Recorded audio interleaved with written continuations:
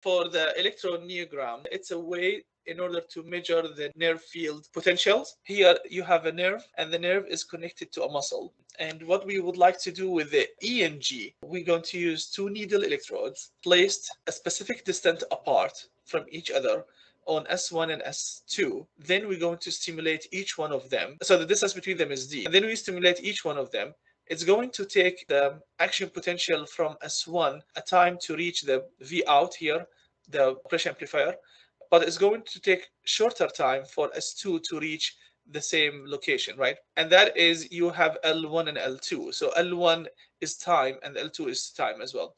So if you divide the distance between the two electrodes by the difference between the time when the action potential reaches the op amp, you get the conduction velocity, which is d divided by L1 minus L2. And that is called the conduction velocity. What we do is that we measure the latency of evoked electrical responses in muscles. Each electrode will evoke the nerve, and then the action potential will propagate, reaches the operation amplifier. This latency is the time from the stimulation of the nerve until you have the action potential reaching to the op amp here at this location. This is called the EMG. As I said, we are using two electrodes, needle electrodes. It's invasive. And what we do is we stimulate the periphery and measure the conduction velocity.